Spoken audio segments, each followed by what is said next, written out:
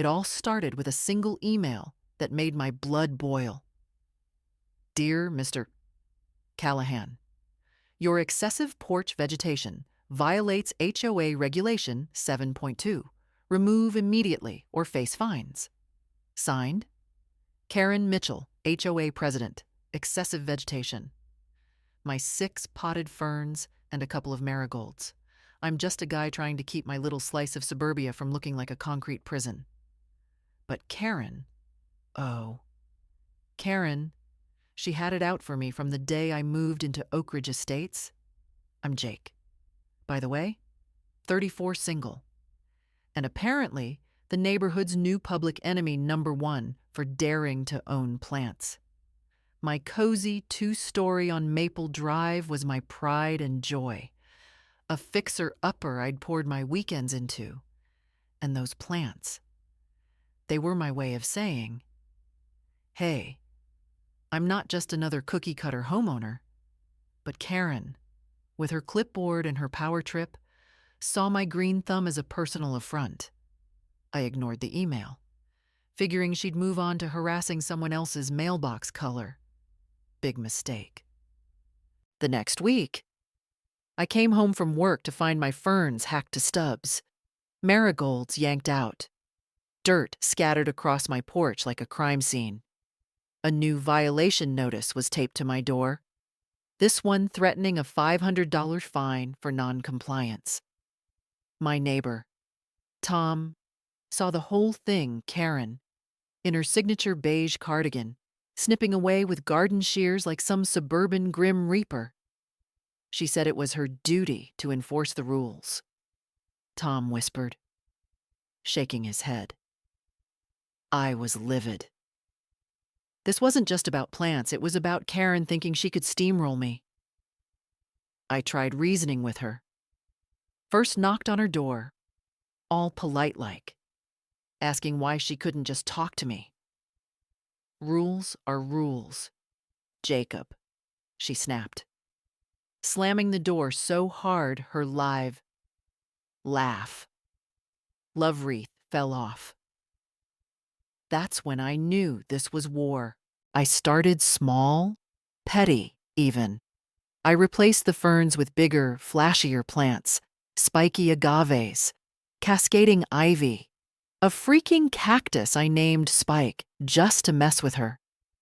Every morning, I'd catch her glaring from her lawn, scribbling notes like she was auditioning for Neighborhood Watch the movie. Then came the daily violation notices, each one more unhinged than the last. Obstructive flora, visual nuisance. She even claimed my cactus was a safety hazard. I'd had enough of her nonsense. If Karen wanted to play dirty, I'd play dirtier. I started digging into the HOA bylaws, every mind-numbing page of them. Turns out, there was nothing banning planters built into structures, only excessive freestanding pots, a loophole big enough to drive a truck through. And that's when the idea hit me. I'd rebuild my porch steps, every single riser a built-in planter, stuffed to the brim with the loudest, most in-your-face flowers I could find. I'm no carpenter, but I've got a buddy, Mike, who's handy with a saw and owes me a favor from that time I helped him move a couch. We spent a weekend ripping out my old steps, building new ones from cedar, each riser hollowed out to hold soil and plants. I went all in petunias, geraniums, zinnias, every color screaming look at me. By Sunday night, my porch steps were a floral fortress, a rainbow of defiance.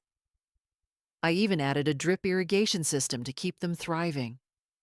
Karen drove by that evening, did a double take, and nearly crashed her Prius into a mailbox.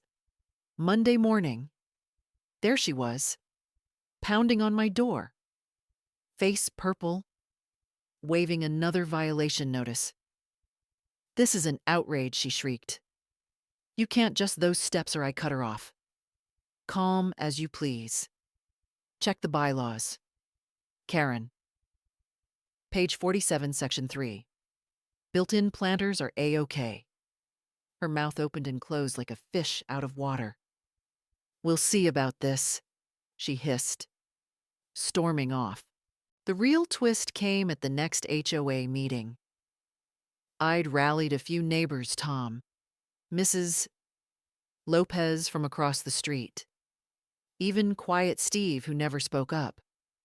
We showed up armed with copies of the bylaws and photos of my steps, which, let's be honest, looked like something out of a gardening magazine.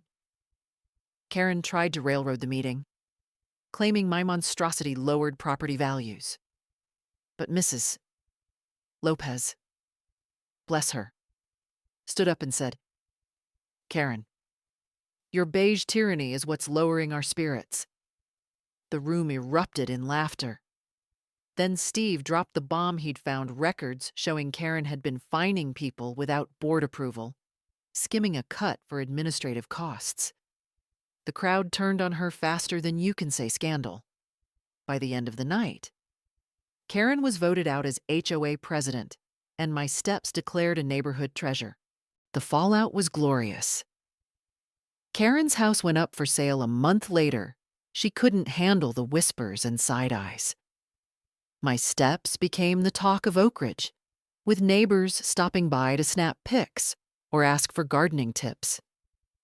I even started a little side hustle selling custom planter designs. But the best part, every time I water those zinnias, I think of Karen's face, all puffed up and defeated. I didn't just win, I grew a victory garden right in her face. So, what do you think? Was I the jerk for going full floral rebellion? Or was Karen the real villain here? Drop your take in the comments, and let's hear it. The end.